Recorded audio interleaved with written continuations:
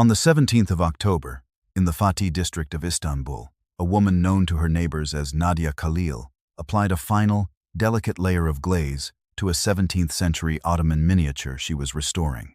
The apartment, situated on the third floor of a weathered but respectable building, smelled of linseed oil, turpentine, and the faint, sweet aroma of Turkish coffee. From her large window, she possessed an oblique but strategically perfect view of the entrance to a small, unassuming tea house across the narrow, cobbled street.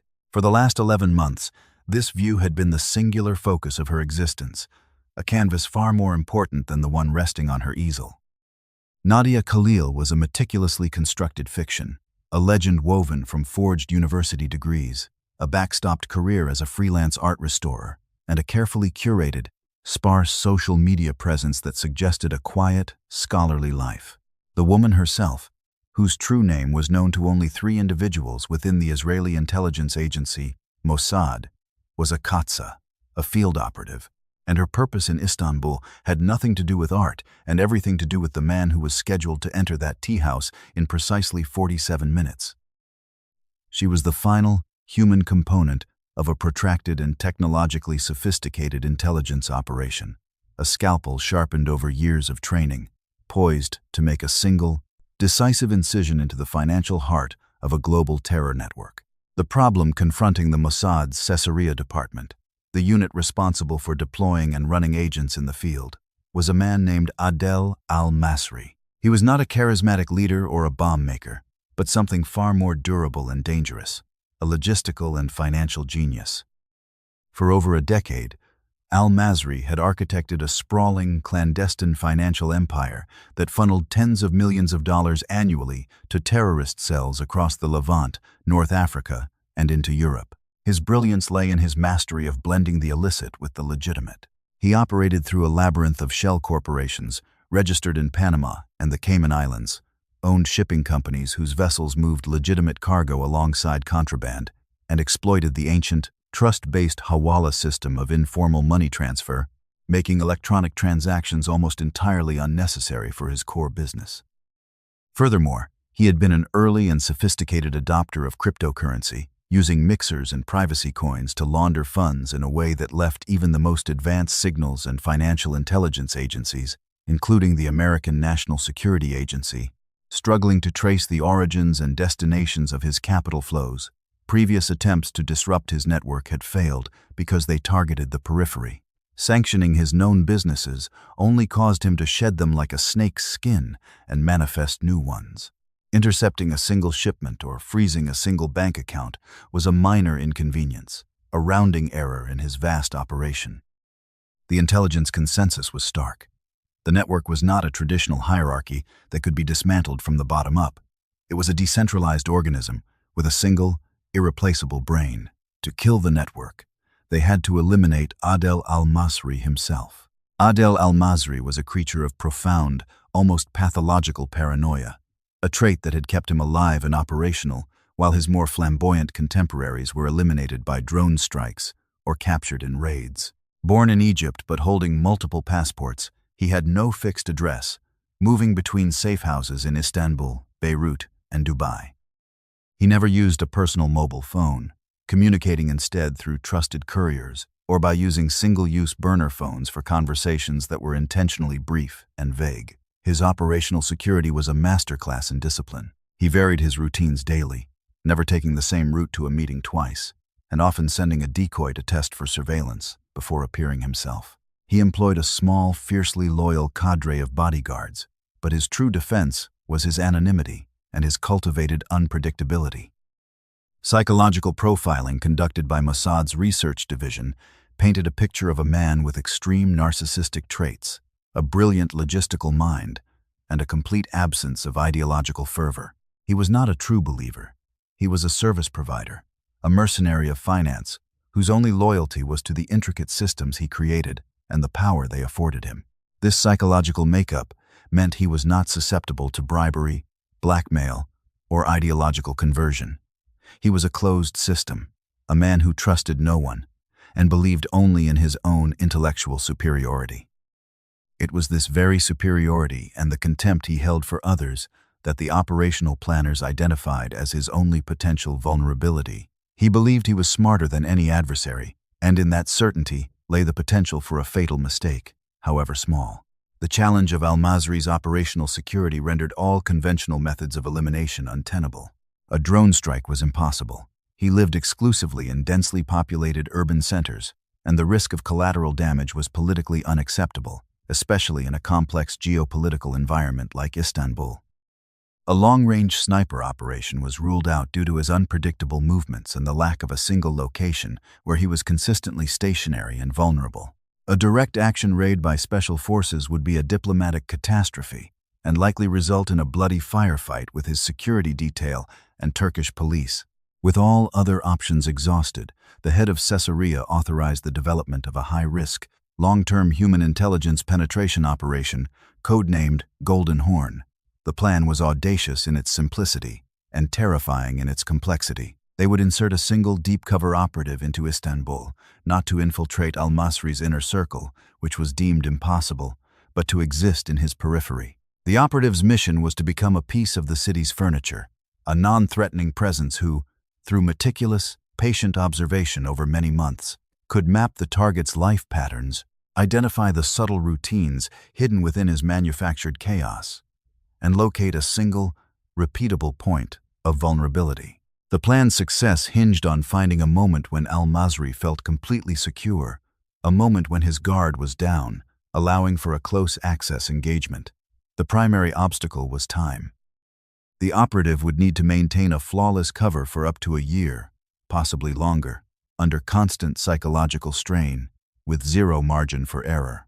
A single mistake, a single flicker of suspicion from a neighbor or a local official would not only compromise the mission but would almost certainly result in the operative's capture and death. The technological and tactical preparation for Operation Golden Horn was a multidisciplinary effort that pushed the agency's technical branches to their limits. The first and most critical component was the weapon. A firearm was out of the question due to the impossibility of smuggling it, the noise of its operation, and the ballistic evidence it would leave. Planners required a silent, concealable, and highly lethal delivery system for a toxin that would be fast-acting but difficult to trace in a standard autopsy. The agency's technical specialists, working in a secure laboratory, developed a device disguised as a high-end, Italian-made palette knife, the kind used by art restorers for delicate scraping and paint application. The handle of the knife was a precision-engineered marvel, machined from a lightweight titanium alloy. It contained a pressurized gas canister, smaller than a pinky finger, and a micro-hydraulic actuator. A nearly invisible port, measuring only 0.2 millimeters in diameter, was drilled into the tip of the flexible steel blade. Depressing a subtly integrated stud on the handle, masked as a decorative inlay, would silently discharge a microscopic, atomized jet of a toxin derived from a potent neurotoxin. The chosen agent was a synthetic analog of aconitosine, a substance that would induce massive, irreversible cardiac arrest within seconds of entering the bloodstream through a tiny puncture wound, mimicking a natural heart attack. The technical team spent 6 months perfecting the delivery system, ensuring it was utterly silent and that the force of the jet was calibrated perfectly to penetrate skin and clothing without creating a noticeable impact or a large wound. They tested it on pig carcasses, refining the pressure and the needle-fine spray until it was flawless. Parallel to the weapon's development was the creation of the operative's support infrastructure. A secure, encrypted communication system was designed, relying on burst transmissions sent through multiple, randomly selected public Wi-Fi networks. The operative, Alona, was equipped with a modified e-reader. To an outside observer, it was a standard commercial device. However, by highlighting a specific sequence of words in a specific preloaded book, she could open a hidden partition that contained a simple, text-only communication interface. Her outgoing messages were encoded within the metadata of seemingly innocuous images of her restoration work, which she would upload to a cloud storage account. Incoming messages would appear as annotations on a specific page of a specific text, visible only after entering a complex passphrase. This system ensured there was no dedicated transmission hardware in her apartment that could be discovered.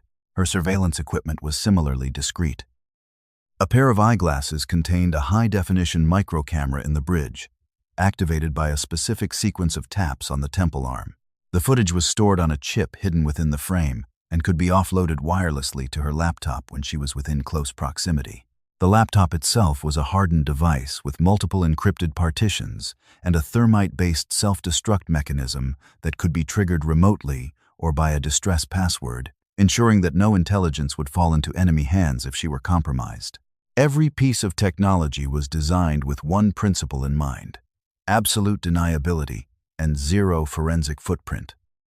The selection of the operative was the most critical decision in the entire planning phase. The mission required an individual with an almost inhuman level of patience, psychological resilience, and self-discipline. They needed to be a gray woman, someone capable of blending into any environment, of being utterly forgettable. After a rigorous screening of dozens of candidates within Caesarea, the choice fell upon a 32-year-old operative named Alona. She was a veteran of several shorter-duration intelligence-gathering missions in Europe, but this would be her first deep-cover assignment. Her psychological profile, compiled over a decade of service, was exceptional. She scored in the 99th percentile for emotional regulation, situational awareness, and tolerance for ambiguity and isolation. She was fluent in English and French and possessed a remarkable aptitude for languages. Her motivation was not ideological fanaticism, but a cold, deeply personal anger. Her younger brother had been killed years earlier in a bus bombing financed by al-Masri's network. This grief had not made her reckless. It had sublimated into a focused, patient, and clinical determination. She was, in the assessment of the agency's chief psychologist, an individual who could fully compartmentalize her true self from her cover identity, living the lie not as a performance but as a reality, a crucial skill for long-term immersion. Alona's preparation for the mission lasted 14 months, a period of intense and grueling transformation. For the first 6 months, she was immersed in an accelerated Turkish language and culture program. She spent 12 hours a day with tutors, not just learning grammar and vocabulary, but mastering the specific dialect of Istanbul's educated, artistic class. She studied Turkish poetry, politics, and social etiquette until she could navigate any conversation with the fluency and nuance of a native. The next 8 months were dedicated to her cover: art restoration. The agency hired a retired museum curator, a world-renowned expert in Ottoman-era art, to train her. She did not just learn the theory, she learned the craft. She spent thousands of hours in a studio, learning to mix pigments, to handle delicate brushes, to recognize the chemical composition of centuries-old paints, and to master the painstaking techniques of inpainting and consolidation. She developed the calloused, stained fingers of a true artisan. She learned the history, the major artists, the auction houses, the entire ecosystem of the art world, until she could speak about it with genuine passion and authority. This was not just about creating a plausible cover. It was about giving her an internal life, a set of skills and knowledge that would anchor her identity as Nadia Khalil.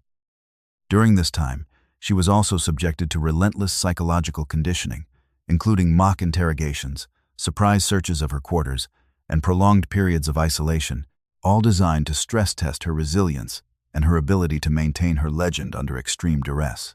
The construction of the cover identity, the legend of Nadia Khalil, was an operation in itself, handled by a dedicated team within the Mossad known as the Life Weavers. They began by creating a digital ghost. A birth certificate was forged in Izmir, Turkey, for a child born 32 years prior. They created school records, a university transcript from the Mimar Sinan Fine Arts University in Istanbul, complete with grades and a fabricated master's thesis on Iznik pottery. They opened bank accounts in her name, carefully building a financial history of small, regular transactions. A social media presence was established and meticulously backdated over a period of 8 years. Photos of Nadia, on a university trip to Italy, digitally inserted into real tourist photos, posts about art exhibitions, comments on friends' pages, all were created and aged to appear completely authentic. They built a professional website showcasing a portfolio of her restoration work. The pieces in the portfolio were real. The agency had purchased several minor, damaged antiques, which were then expertly restored by the same curator who trained Alona, and then photographed for the site. They even created a tragic backstory. Her parents had been killed in a car accident a decade earlier, explaining her lack of close family and her solitary nature. By the time Alona was ready for deployment, Nadia Khalil was a real person in every verifiable metric.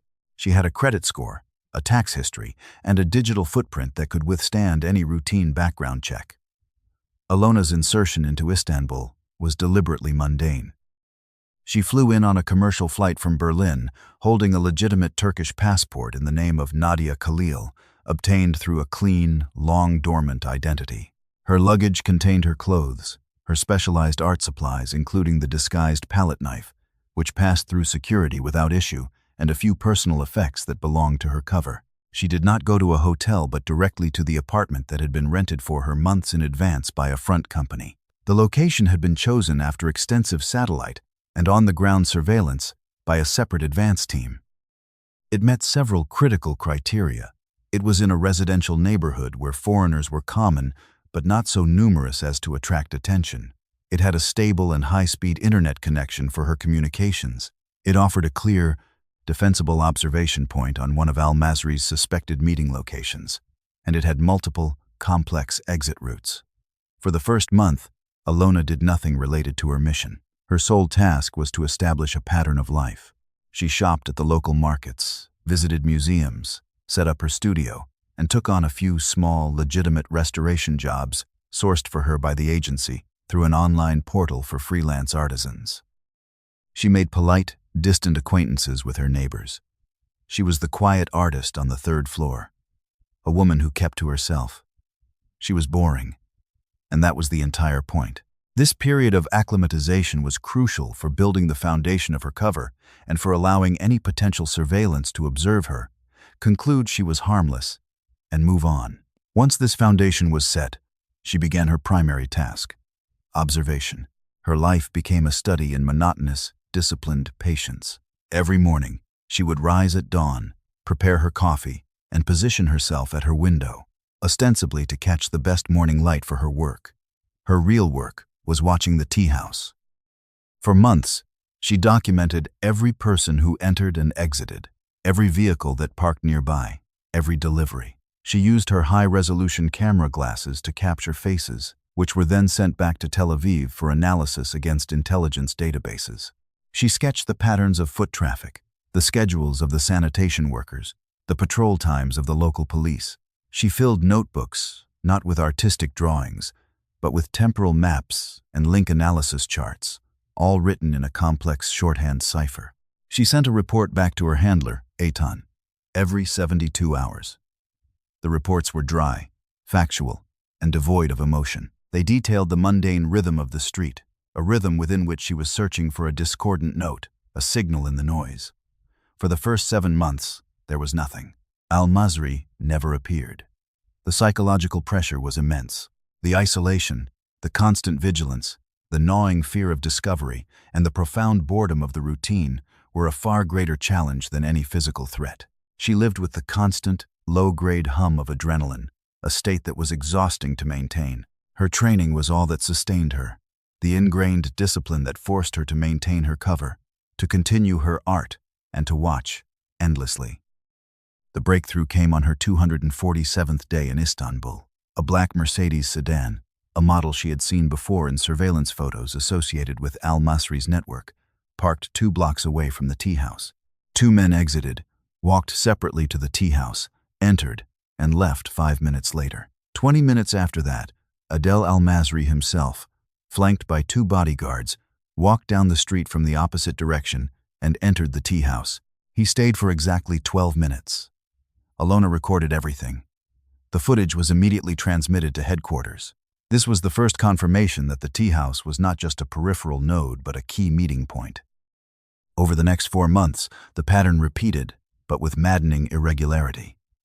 He appeared once, then not again for 3 weeks. Then he appeared twice in a single week. Alona's job was to deconstruct this chaos and find the underlying logic. She cross-referenced the dates of his appearances with known world events, with movements in cryptocurrency markets, with intercepted chatter from other intelligence sources fed to her by her handler. Slowly, a theory began to form. Al-Masri was not meeting with subordinates at the tea house. The location was a dead letter box of a sort. He was going there to personally access a secure, air-gapped computer terminal to manage the most sensitive aspects of his financial empire. The irregularity of his visits was his security, but the duration was always the same. Between 10 and 15 minutes, he was a creature of habit, even in his attempts to have none. The final pieces of the operational puzzle fell into place during the 11th month. Alona had established a detailed understanding of the target's pre-arrival and post-departure procedures. His advance team would sweep the tea house, and his bodyguards would secure the immediate perimeter. He would arrive, conduct his business, and leave. But Alona identified a flaw, a single, consistent seam in his armor of paranoia. On his exit from the tea house, as he walked the 50 meters to the corner where his car would pick him up, his focus, and that of his bodyguards, was entirely forward, scanning the street ahead. For a brief 3 to 4 second window, his back was exposed to the narrow alleyway that ran alongside the building adjacent to the tea house. It was a blind spot. Furthermore, she observed that on Tuesdays, a street vendor with a cart of roasted chestnuts would set up at the mouth of that alley. The vendor was old, his movements slow, and the smoke from his roaster provided a small but potentially useful screen of olfactory and visual distraction. The plan, refined over dozens of encrypted messages with her handler, was finalized. The engagement would take place in that alley. The window of opportunity was minuscule. The risk of being seen by the bodyguards or a random passerby was high, but it was the only viable option. The trigger was a coded phrase Eitan sent her. "Your aunt's painting is ready for collection." It meant Al-Masri was confirmed to be in Istanbul and was expected at the tea house within the next 48 hours. On the morning of the operation, Alona's routine was unchanged. She woke, she made coffee, she sat by her window. There was no outward sign of the tension coiling in her stomach. Her training took over, a series of automated responses that suppressed fear and focused her mind on the procedural checklist. She dressed in the clothes of Nadia Khalil, nondescript jeans, a dark sweater, and a worn jacket. She placed the modified eyeglasses on her face, but did not activate them. She took the palette knife, her weapon, and slipped it into a specially sewn pocket on the inside of her jacket sleeve, where it lay flat and invisible against her forearm. At 11:30 a.m., she received the final confirmation. The target was mobile. She left her apartment, locking the door behind her, and walked down to the street. She did not look towards the tea house. Instead, she walked in the opposite direction for 3 blocks before circling around, merging with the midday foot traffic, her movements casual and unhurried. She carried a canvas tote bag containing a small, half-finished painting and a few art supplies, props to reinforce her cover if she were stopped. She bought a bottle of water from a corner store, paying in cash. Every action was designed to be forgettable. She made her way to the mouth of the target alleyway and saw the chestnut vendor in his usual spot. The smell of roasting nuts and charcoal smoke filled the air. She positioned herself 20 feet down the alley, leaning against a wall, and pretended to be engrossed in a text message on a burner phone she would later discard. She was now inside the blind spot. The wait was the hardest part. Every passing shadow, every distant siren, was a potential threat. Her heart rate was elevated, but her breathing was slow and steady, a technique she had practiced 1,000 times. She was no longer Alona or Nadia. She was a weapon system waiting for its firing solution. At 12:17 p.m., she saw the 2 bodyguards exit the tea house. They scanned the street, their eyes passing over the alley without a second glance. A moment later, Al-Masri emerged. He was shorter than she had expected, and he wore an expensive but understated gray suit. The trio turned and began walking towards the corner, away from her. The window was opening. Alona pushed herself off the wall and began walking at a brisk, steady pace, closing the distance. Her footsteps were masked by the noise of the street. 50 feet. 30 feet. She drew the palette knife from her sleeve, her grip firm and practiced. 10 feet.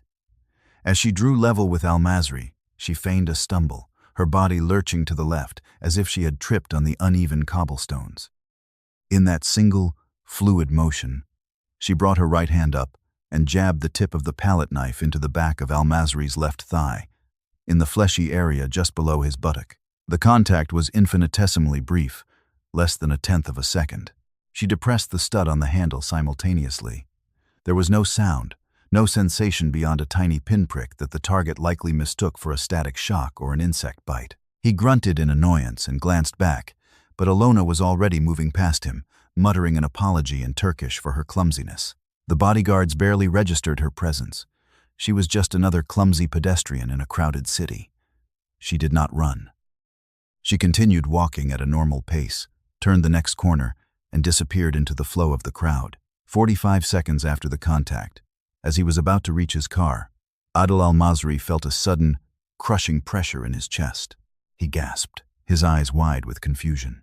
He took 2 more steps before his legs buckled and he collapsed onto the pavement. His bodyguards, thinking he was under sniper fire, dragged him into the waiting Mercedes and sped away, their panic creating chaos and clearing a path, but it was too late. By the time they reached a private clinic 10 minutes later, al-Masri was dead. The initial diagnosis was a massive myocardial infarction, a heart attack, not an unreasonable conclusion for a man of his age and stressful lifestyle.